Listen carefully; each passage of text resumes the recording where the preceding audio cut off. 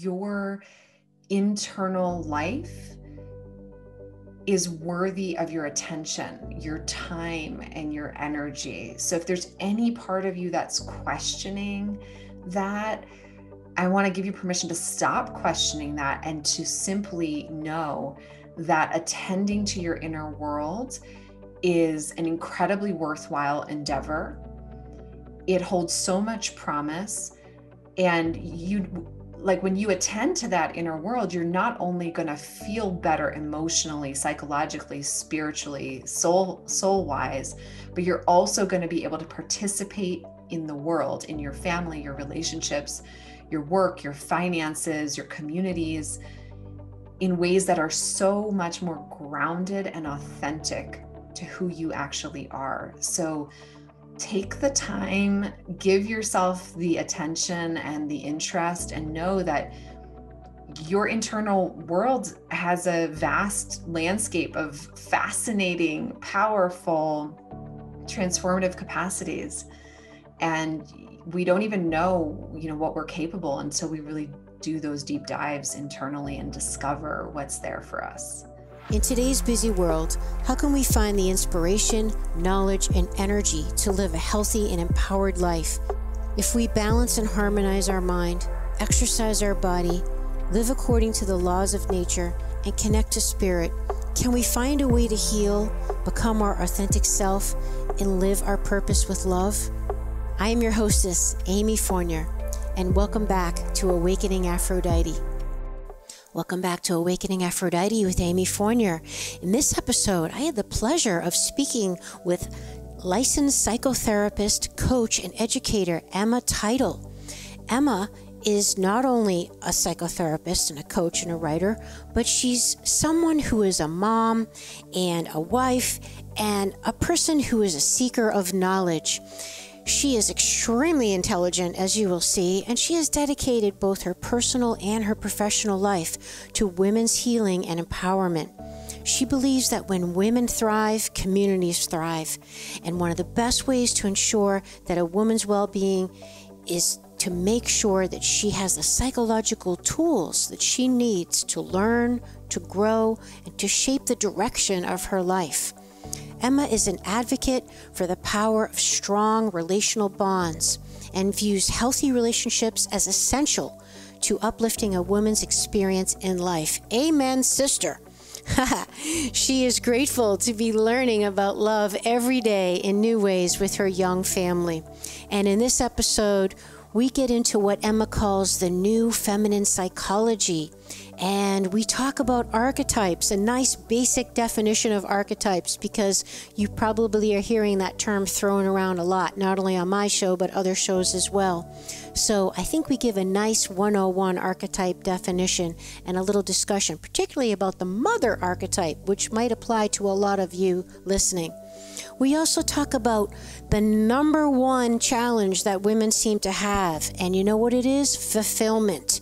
And I would say all genders, both genders have that, or all genders, whatever. Everybody probably struggles with that same thing. We all want to feel fulfilled. So Emma and I get into a discussion about her experience with helping people feel more fulfilled. And we talk about my midlife crisis. That's right. I had a little mini coaching session with Emma because I am not the only one who had a midlife crisis or is suffering a midlife crisis. And we talk about how the connection with midlife crises, and any crisis for that matter, usually is a connection problem with fulfillment. And we talk about an integrative approach to our psychological and physical health, not only with prescriptions and medical therapies, but how our biology and our physiology and our psychology is so intertwined, and how things like anxiety disorders can sometimes be related to physiological thyroid disorders. So the relationships there, and how important it is to have that holistic view with your healthcare provider and to keep an open mind. So powerful, so important. And we talk about attending to your inner world. Emma's advice is to give time and not be constantly distracted by all these busy things of overdoing everything in our lives, but to make time for attention and love and time with our inner worlds, because really that is the root of self-knowledge, isn't it, my friends? So let's go ahead and dive in with Emma Teitel and get into this week's episode of the show. Enjoy. Emma Teitel, welcome to Awakening Aphrodite with Amy Fournier. Thank you so much for having me, Amy. I'm really delighted to be here. Tell us a little bit about you, where you're at, your story, your background. Yes, so right now I'm in my office in Boulder County, Colorado, and I work as a psychotherapist and a coach, and I also have my own podcast, and I do a lot of teaching for women. And I focus my entire body of work on the female psychology and what it looks like to get psychologically empowered in our lives. What could be more important than your job? Wow. I love it. Of course, I'm biased. I've worked really hard and chosen a lot to get to this place, but I have to say, I was just thinking about this yesterday. I was kind of having a hard day, and my husband said, "Well, what are you really grateful for?" And I just thought to myself, I'm incredibly grateful for the work that I get to do in this world. So I'm joyful and fulfilled by it. So important. The work you do and the relationship, the partners that you have in your life, or the people you surround yourself with, that is the important stuff, right? I mean, that's what a blessing. That's fantastic. Well, what got you into this line of work? So, it's funny, when I was a girl, whenever anybody would ask me what I wanted to do, I would say I wanted to be a therapist. And this was like before age 10. So before I really knew what a therapist was, I had never been to a therapist myself, but I just sort of instinctually said that I wanted to be a therapist. And I always find that fascinating, because then, of course, my life took many twists and turns. But at the end of the day, I became a therapist. And there were always the threads of the interest in women. Like whenever I had a project assignment or any kind of creativity or freedom through my childhood and adolescence and even young adulthood, I was always compelled and attracted to women's stories. I always wanted to look at the women in history who had done big things. I loved talking about women's issues. I was a feminist from a very young age. I was raised in a feminist household. And so then that interest in the women's, work and women's empowerment kind of dovetailed with also the interest in healing and health and psychology. And so in my undergraduate studies, I majored in women's studies and psychology. And then when I went on to do my graduate work, I became a psychotherapist, but I always emphasized women. I always emphasized the study of the feminine and what was happening in the collective of our female lives, which of course has been evolving so much over time. And here we are in 2021, such an exciting time to be alive as a woman. So I'm very grateful to be where I am. So how long have you been in practice? So I've been working with private clients. Gosh, I'm losing track. I think it's over 10 years at this point. Mm-hmm. And I've been running my own business since 2015. So that's 6 years at this point. Mm-hmm, mm-hmm. And you describe something that you call the new female psychology. Tell us a little bit about what you mean by that. Yeah, such a great question. And I think what I like to talk about, whether it's with my clients or with my friends or my colleagues or out in the world, like this kind of a podcast, is that we have two different things going on in our psychology as women. There's a lot of historical material and collective and archetypal material. And there are some incredible teachers who talk about this, but these are the things, if we look at, for example, the feminist movement and how it has evolved, at least here in the United States, it's like we've really been having to work hard as a gender to have equal footing and to have access and economic empowerment, political empowerment, all of those things. And we carry those burdens or those traumas or those oppressions with us. And then at the same time, we're evolving and we're liberating and we're getting more and more free. And so, so there are these archetypes that, Jungian psychology, they would talk about. It could be in mythology and the goddesses, or, you could think of like the mother, the maiden, the crone, the lover. There's so many different sort of general ideas, and those are floating around in our collective and in our psyches. But then when we come to modernity and we look at the women who are alive on the planet right now, the girls who are alive on the planet right now, we're not the same as we were 100 years ago or 200 years ago, because our circumstances and our conditions have changed. And so when I talk about the new female psychology, it's really an emerging investigation. It's like, I want to know some of the answers. Like, what are we being born into? What are the women in their 30s, 40s, 50s, 60s, 70s right now dealing with psychologically? And then what are the girls who are coming up going to be dealing with? Because it is evolving, and I'm all about evolution. So yes, I acknowledge the trauma and the baggage and the struggle that we've been through as females, but we're struggling and we're fighting for all of that so that the psychology changes and the imprints change for our daughters and the next generations. So I know that's a mouthful, but when I say the new female psychology, it's like, it's emergent. What is happening right now? And how are we struggling and thriving and surviving and flourishing? And also, where do we need to keep going so that we're just more and more and more free with every generation that comes after us? Well, I think it's so bang on, Emma, because, this whole idea of archetypes, sometimes it's hard for people to really wrap their brain practically around what that means and really how they're affecting our everyday lives.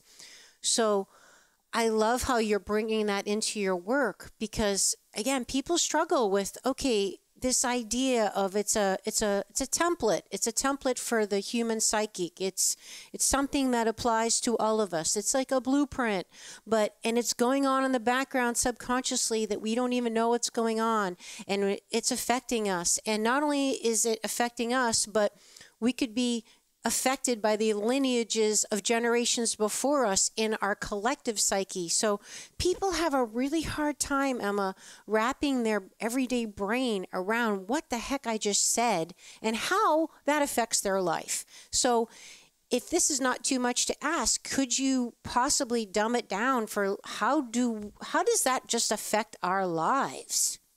Could you explain that to us? So I'd love to take a really simple example, which is the concept of the mother archetype. And if you're listening to this, whether you are a mother in any capacity, even if you have not mothered your own children, you've probably witnessed a lot of mothers, and we have the mothering energy inside of us, regardless of what we are applying it to. But the mother archetype has so much power, so much force. Like we just recently had Mother's Day. If you think about it, it's a thing in our culture, as it should be, because mothers, they bring life into this world, and we all come from mothers. So it's a very significant thing that holds a big space in all of our psychology. So when we talk about archetypal psychology, we're talking about the energy or the meaning or the weight of what mother has meant for like a lot of us, kind of in that broad spectrum way. But then there's also what mother has meant in our individual psychologies. What is our relationship with our mother? How do we feel if we are mothering? How do we feel in that role? And then there's culture. And culture looks really different depending on what country we're born into, what socioeconomic, what racial background, all these, which family we're born into, religious identity.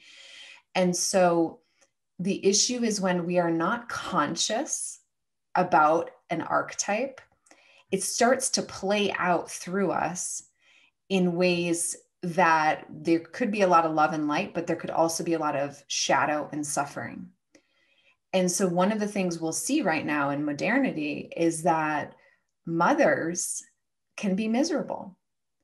because the archetypal force and the cultural forces are telling us what mothering should look like, what a good mother is, what it means to be a quality mother. Like we have all these ideas about what that means. And if we don't get super conscious and super awake and aware to how we want to be doing that role, then the weight of the archetype can start to play out through us and make us really miserable. It's just such a strange thing, this whole subconscious, conscious brain thing that, this programming is running our lives, our beliefs, our behaviors, and we're not even aware of it. It's just like a wild concept. I like to tell people it's like when you're doing things you don't understand, when you're doing things that are automatic and things set you off or trigger you emotionally and you don't know why, when you're repeating the same behavior and you don't want to, when you're sabotaging yourself, these are all signs that you've got some kind of subconscious programming going on. Yes, exactly. And that subconscious programming, I think what's really important for listeners to understand is that it can come from our individual biography, right? Like I was saying, like our family or our schooling or our traumas, it can come from that individual space, but it can also come from this more nebulous, harder to touch or understand collective space, which is archetypal, which is culture, which is also can be systems of oppression, things that weigh on us that we're born into that are hard to, like, you can't touch it, but it's just this weight that bears on us. And unless we can become really conscious and make changes in our lives, then we don't feel like we have sovereignty or the freedom to author our own experience of life as a woman. Mm-hmm. And I think for the timing when, this show is coming out in 2021, we are dealing with some big archetypal shifts right now with the whole shift from, going from the Piscean age into the Aquarian age. And I think collectively we are really shifting our whole, there's a big awakening happening and people are really questioning things and thinking about things and wondering about, what is true and what isn't true, what is reality. So it seems to all be kind of brewing and starting to build up like a big volcano right now. I agree. It's a massive time and we're seeing it on so many different levels. And I think the most powerful thing we can do as women is to tune into ourselves and to listen at that deeper level so that we're not getting jerked around and tossed up and down with all of these questions of like, what's truth, what's reality? And we actually keep coming home to ourselves and to our deeper knowing, because oftentimes that won't lead us astray. Right. Well, I love one of your quotes. You say that what we do in the privacy of our minds as women is the single greatest determinant of our lives. So tell us, the word privacy really got me on that one. So these are our private, or like our self-talk, or tell us what you mean by that. Yeah, I really see that the inner life as women is one of our most powerful terrains. And just to give some context here, I was raised in a family that was very oriented towards social justice and social action. And I hold those values still deep in my heart. And I believe that, those of us who have enough, those of us who have privileges, those of us who are not in survival, we do have a responsibility to try to support the betterment of the whole for all. And I do hold that as a value. And as I've developed and grown on my path, what I've seen is that no matter how much good we're doing out, or quote unquote good, because that's subjective, but out in the world, it originates from within. So we can't create the most effective change if we're not really clear about what's going on and what's driving us from the inside. And I've seen this time and time again, like a lot of us as women, we have such a desire, we have such an altruistic nature. We have a desire to help, whether it's our immediate loved ones or causes outside of ourselves. But if we're not really aware of where that energy is coming from, or how much capacity we actually have in our lives, then we end up doing things and burning ourselves out.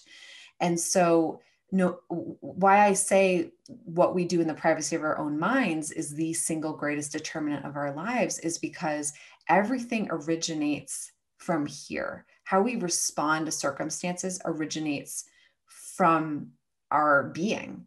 How we choose to work, to live, to contribute, it all comes from here. And I'm pointing to the self for people who are listening to the audio, and the self has been shaped by something outside of ourselves. So it's this very dynamic, interconnected process. But it's like, if you want to just come back to basics, if you want to change your behavior, like eat healthier or exercise more or get into a love relationship, we're going to have to do a ton of work and decision-making and excavation inside of ourselves before any of those things can come to fruition in our behavior or our outer lives.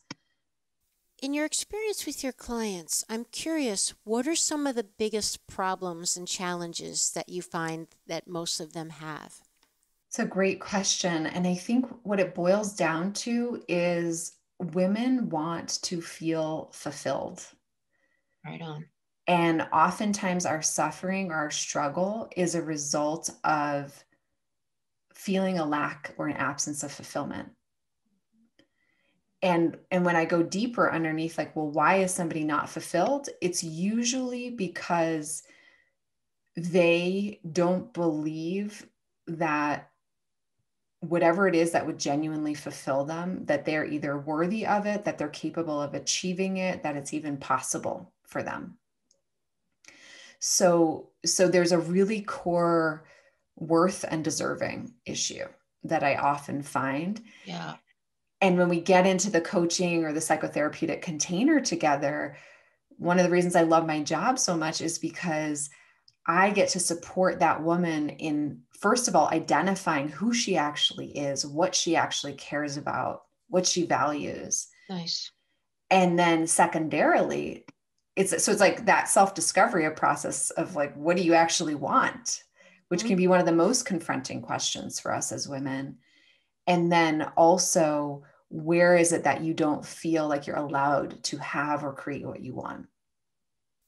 Right on. So I would say, the fulfillment is, not gender specific. That's for sure. We all crave that. So for all the men watching or listening, I bet they're like, well, us too, and I would imagine, Emma, that a lot of your clients, struggle with their feelings as well, like feeling guilty about how they feel. Like you probably have, newborn mothers that, or not newborn, mothers that have newborns that maybe they don't want to be a mom, or they don't like it, or it's not what they thought. So they like hate their feelings. They feel bad about their feelings, or, people that are finding that they're feeling a certain way, whatever they're feeling, and then they start shooting on themselves. They feel badly. They feel that way. Are you getting a lot of that as well? Absolutely. And one of the people that I've studied with, Dr. John DeMartini, he talks a lot about how we subordinate our values. So that shoulding, that like thinking that we should be doing something other than what we're doing, or that, we have to become something that's not actually organically moving through us, is because we've subordinated to values outside of ourselves. So for women, this could often, I talk about this as like the godfather, doctor, professor complex, where it's like, we think that the way our father did it, or the way that culture tells us work should look or money should look, is how we're supposed to be. Oh, absolutely. And these weights, it's unbelievable how much these weights create suffering in the female psychology. And it's quite literally weight. It's very heavy on your energy field. It's very heavy in your body, in your psyche as well. Exactly. And we can get symptomatic. We can get really symptomatic, whether that's physical ailments or mental ailments, emotional ailments, spiritual ailments. When we subordinate to other people's values, we try to twist ourselves into a pretzel to fit this mold. And then we have these, crises or awakenings where we're like, this is not my life. And however long that takes, I think more and more girls are waking up to it earlier because of the intergenerational healing and progress that we're making. But we are not meant to live according to the values of other people, systems, or cultures. We are meant to live in accordance with our soul's highest intention and purpose.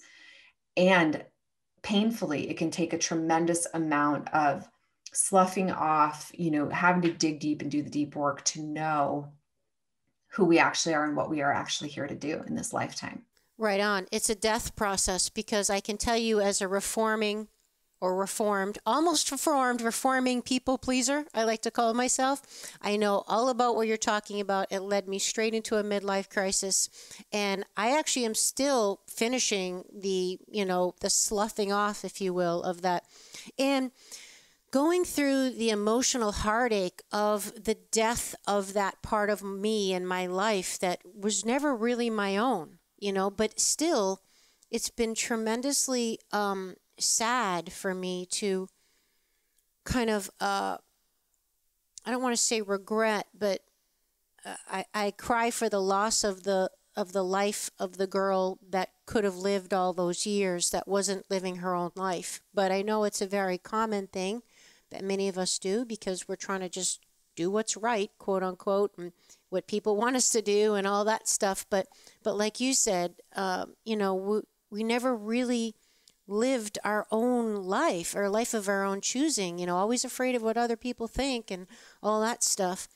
So I know personally, I'm so grateful that I am still alive, so I can course correct before it's too late. I can now be very conscious and intentional about the decisions I'm making, the right down to the way I'm spending my days. I was just saying this on one of my other shows with another guest, that I find that these behavior patterns and programming tapes that I have in my mind are hard to change, because I find that I'm still unconsciously setting up my life the same way that I'm saying I'm choosing not to, because they're playing themselves. And Emma, it takes a lot of energy to be conscious. It takes a lot of energy to be healthy. It takes a lot of energy to be awake and to not even just enjoy your life and look good. It just takes energy to heal. And that's a big part of why I love what I do as a holistic health practitioner, and helping people be mind, body, spirit healthy. Because if you're not getting your machine, your vehicle, your body right, by eating right, exercising, sleeping, drinking water, being in nature, all that kind of stuff, you don't have the energy to live a life that can help heal any trauma that you have, help course correct and change your life. All these things require energy. Absolutely. And thank you for sharing all of that. I'm curious, what was it that got you to course correct? Like, was it a single incident that kind of woke you up, or something that was gradually occurring where you were realizing this was the life that was not yours, that you were living? That's such a great question. I would say, and I hate to say it, but it's really a little bit of both. It was definitely a slow leak. And it was almost more like I did an intervention with myself. I saved myself at the last moment when I was going under. Like, I just couldn't do it anymore. I couldn't hold everything up anymore. It was taking so much energy and work to keep my life going, and the things I set up, trying to do what's right and help other people and all this stuff. And I think, to the last point, what you said, like, was it one big thing? I think it was when I really started thinking, like, I don't want to sound dramatic, but I did think I don't really even want to live. It wasn't like I wanted to kill myself. I didn't have that. But I hated my life. Even though all these things on the surface, which I felt very guilty about, because on the surface I had a lot of great things going for me, which was part of the problem, because that's what drove me so deep into it. Because for so long I felt so guilty but I'm so blessed, I'm so lucky, other people would love my life. Why do I feel this way? That's a terrible way to feel. Shame on me, and also I grew up Puritan Catholic and was like, well, tough shit. Life is hard. Just do it. Do you think other people have it easy? So all these things are playing in my head that I just kept driving forward until finally it hit a place of like, I can't do it anymore. I give up, So it was a little bit of all of it. Yeah. I appreciate you sharing that. And um, it's just so common. I just want to normalize that. And particularly even this feeling of like things look good on the outside. And so then we think that we're not allowed to feel the way that we're feeling, which is something's not right. My soul's gnawing at me. I'm dissatisfied. It's like, then we start to feel guilty because we're not happy with what we do have. And this is just across the board, such a phenomenon among females. And what I encourage people around with this, if anybody resonates with this, who's listening, is to actually just try to keep all those, because that's more shoulding, right? That's more self-denial, self-shame, not allowing, like, and feeling not entitled to our soul's happiness. Mm-hmm. And so if you can, just try to give yourself some space from that way of thinking and actually come back to the question of, what do I want? What do I imagine would make me happy? Mm-hmm. And sometimes even writing, like free form writing, or using the imagination, just laying on your back and dreaming, listening to music. But oftentimes this is how we access, the less conditioned mind and the deeper soul state is like, if I were to ask you right now, like, what were the images of what you thought would make you happy? Or it's so different for each one of us because we each have unique imprints. So one woman could be like, I just see myself on the beach in the sun. Or another woman's like, I see children all around me. Or I see myself working in another country in the dirt. And it's like, we have these images that if we're not slowing down enough, if we're not listening deeply enough, we miss them, because oftentimes the whispers of the soul are quiet and they're subtle until they're not, and they start raging at us. And that's like the midlife crisis or the quarter life crisis or all these things that happen to us. And it kind of rages if we don't listen sooner. Right on. Right. Everything you said, right on the money. So tell us about your experience with your clients and the relationship between the people who have seemingly psychological problems, but sometimes they're biological in causation. For someone that might have anxiety coming to you, for example, but come to find out biologically they have hyperthyroid or something of this nature. Are you, the mind-body connection, are you seeing that a lot? Totally, 100%. And I'm glad you're asking about that, because you were starting to say that before of, like, if our physical structure isn't well, then it's hard for our mind and our thoughts and our actions to be well. And that's why I love people like you who do holistic work, health coaching, fitness training, looking at the gut, looking at all of it. So, I should just start off by saying that I am a huge proponent of integrative approaches. So when and where medication is required for mental health concerns, I am not anti-medication. I am always going to be challenging and encouraging my clients to look deeper, because the issue with a lot of psychopharmacology is that it doesn't actually get to the root issue. So somebody may lower the anxiety or the depression, they might take an edge off, but they still don't get to fully thrive. They don't get to have an optimal life experience. And that breaks my heart. And that's why I have become such an advocate over the years of integrative medicine, functional fitness, nutrition, all of that, because I see that that's where people really get to oftentimes live more into their full potential when the whole system is humming and functioning. So I could just give an example. I was working with a woman for years who was amazing, and we were working on anxiety issues, and eventually I was like, I think there's something more biological going on, and it turned out that she had a major thyroid disorder. that hadn't been diagnosed. And so when we figured that out, it was like, once she started treating that, then the psychotherapy and the coaching could become even more effective, because she's not like struggling with her biology. And this happens across the board, you know, autoimmune, thyroid, these things are rampant as in women. I'm sure you see this in your clients. And so I think we always need to be asking the question of, what is the root cause? And that can be a hard question sometimes, because the answer isn't always simple and easy, but the reward is so much bigger and more fruitful than just saying, okay, I'm going to live with this, or I'm going to take this medication that kind of helps, but doesn't really, you know, make my life that much better. I just want women to hear that, like, you deserve and you are worthy of doing the deeper investigation and getting the help you need to experience greater wellness. And sometimes that's a long journey, a short journey, but you are worthy regardless of how long or how confusing the path is.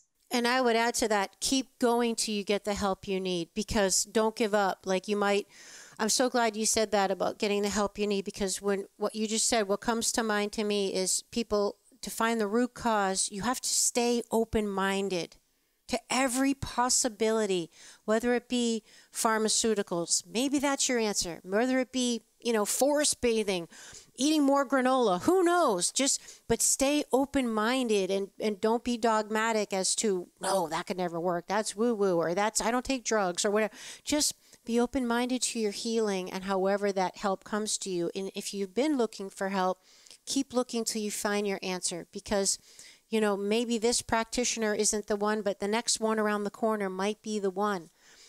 I think some of the problem, Emma, is that women have is they don't feel resourced to get the help they need. Like, even to go into the uncomfortable feelings, to get to the fulfillment, to get to the root cause.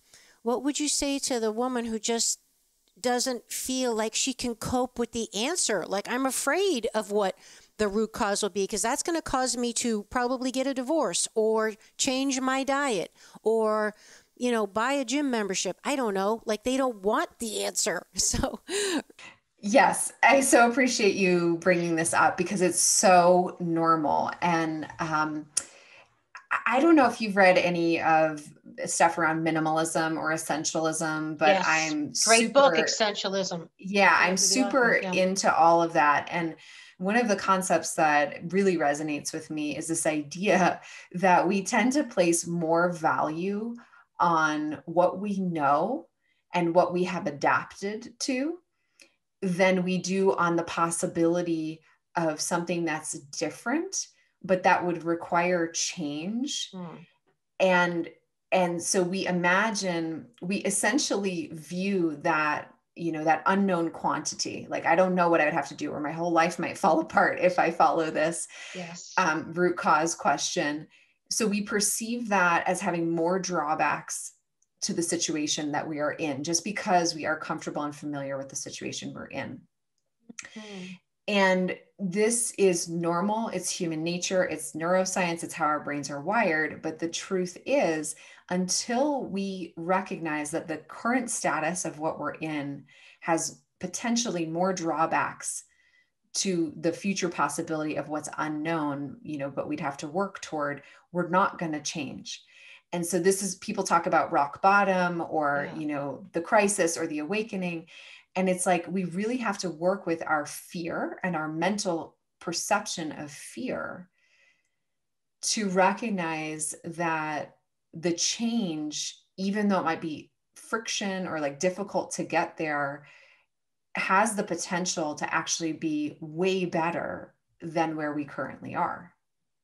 And a lot of times the most difficult part is just the beginning, just getting that inertia going, just that initial breakthrough. And sometimes if people realize that if I just suck it up for this period of time, it will get better. And that period won't, that feeling, that situation won't last forever. That won't be the whole change process. Sometimes just to know, like, there's a finite amount of time I get to deal with this, you know, helps.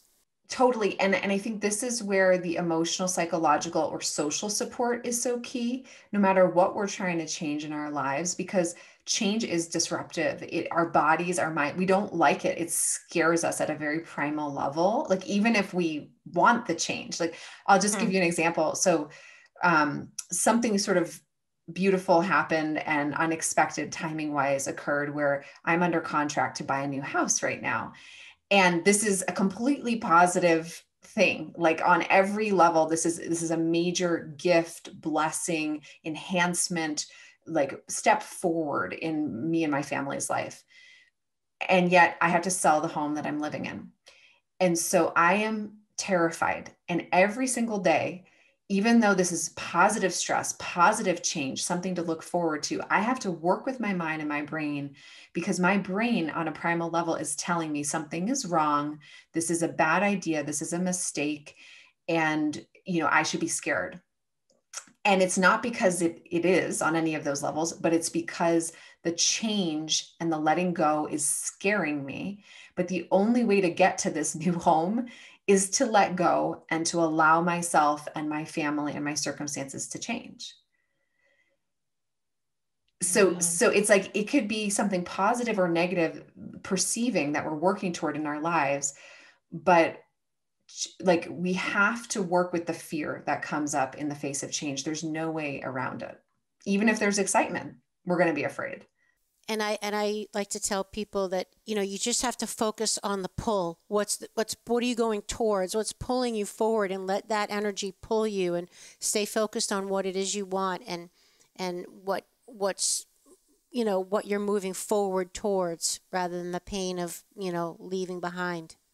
Yeah. And being able to talk to a confidant, friends, a therapist, a coach, anybody, your hairdresser, a trainer, like, just being able to not be alone in the transitional fear does so much for that primal fear and that part of our brain that's terrified.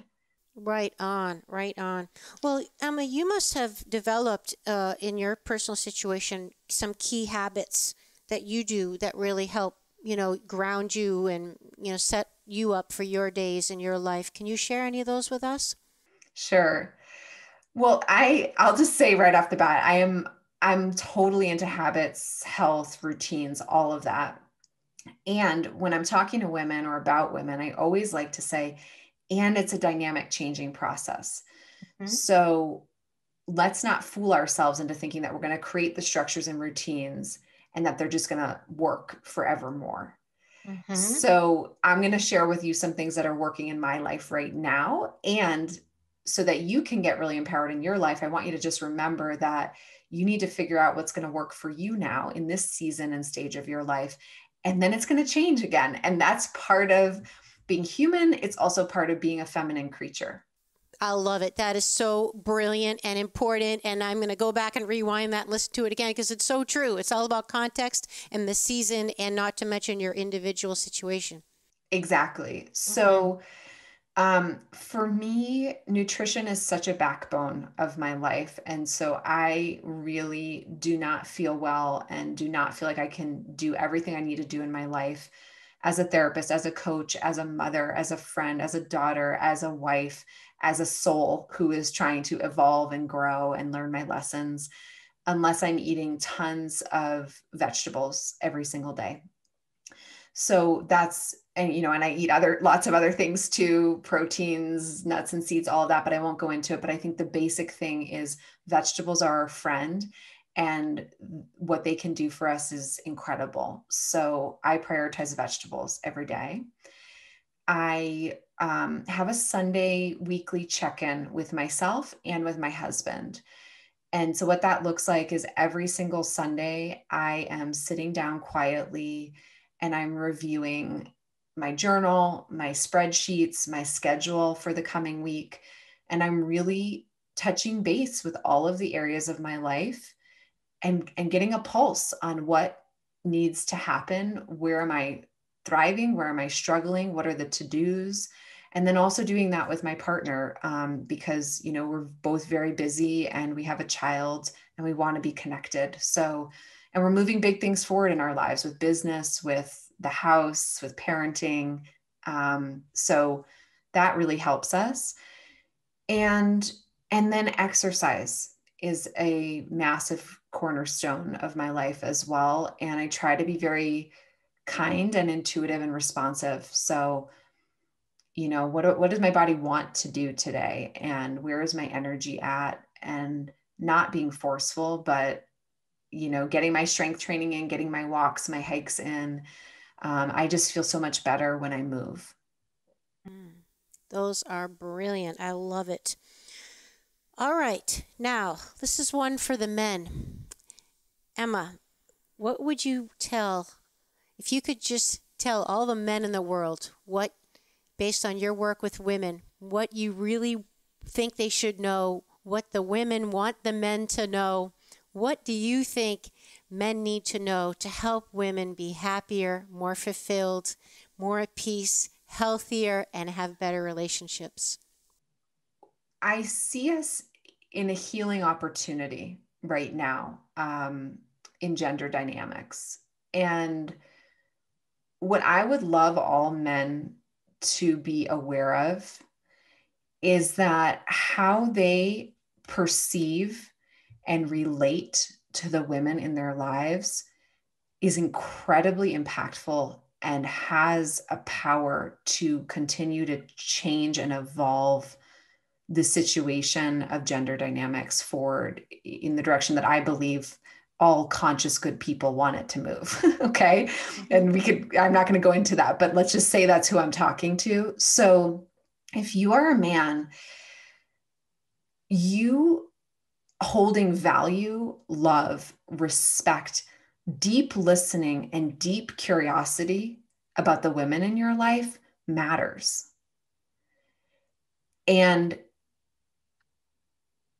respecting and really engaging with what a woman's experience actually is versus what you want her experience to be, or you putting your own experience on her, like actually eliciting and being available for and receiving the truth of a woman's voice, soul, body, desire, that is going to really help our collective situation. Wow. Well, I would say that is right on the money. It just made my whole body feel like, yes, she gets it. That's great. Oh my gosh. I hope people share this episode to help men, help women, and which will help men in return and all of us be happier, because that's really the whole point, right? Have us all live with more of our soul's expression and our soul's fulfillment, and to feel like we are all in harmony and at peace with each other and all of life. And wouldn't that be just beautiful? Yeah. And like the archetypes, like we were talking about at the beginning, the darkness of these archetypes, it affects people in male bodies, male identified lives as well. And so the more free females get, and I also don't want to talk totally on binary terms here, transgender, the more free all of us get, the less boxed in we are by these oppressions of culture. And these binds that we put us in, these false beliefs about what it is to be XYZ, keep us all trapped and less available for connection. And it's all an illusion anyway, because ultimately we are all one. What we're looking at is reflections of a part of ourselves anyway, whether we like it or not. So that's the real joke behind the screen. Yeah. And the feminine lives in all of us, whether we identify as male, female, or transgender, non-binary.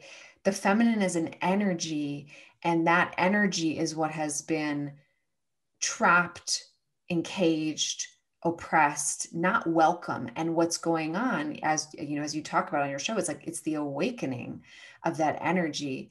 And when that energy awakens through the male body, the female body, the transgender, the non-binary body, we all win. Right on. It's a big message of my show, is that, it's not about what sexual organs you have. We all have the essence. I call it an essence, either a masculine essence, a feminine essence, regardless of how we identify. It's in all of us, because that's the duality of all of life, and how we choose, our soul chooses to express it at any given moment of time is our free will, is our personal choice. And it's all beautiful. It's all good as far as I'm concerned. So I love that you reiterated that, Emma. Thank you. Well, this has been absolutely incredible. I feel like you could be personally coaching me. Thank you for all these tips. Is there anything else that you feel like you really want to share with either the folks on YouTube or the podcast audience today?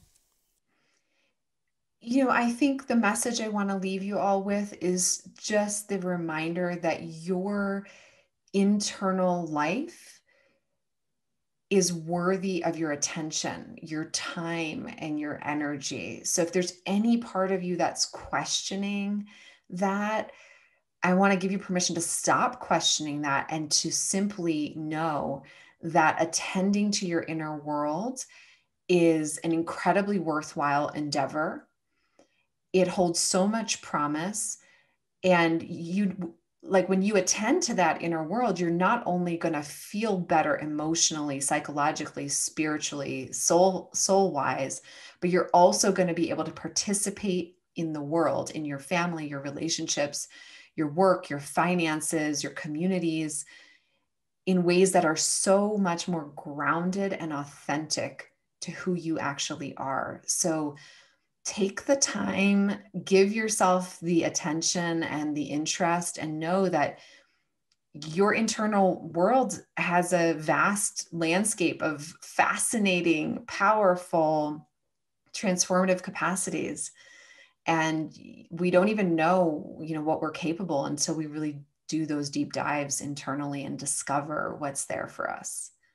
Well, I'm so glad you said that, because, attending to our inner world is something that we don't do because we're, like, back to the beginning of the show, we're not comfortable with the truth of our feelings sometimes. So we choose to creatively distract ourselves by overworking, by being addicted to social media, overeating, overexercising, whatever it may be, because we're afraid of what our inner world might be really saying sometimes, and we're not attending to it. So we're living this crazy busy life. That's a creative way to avoid it.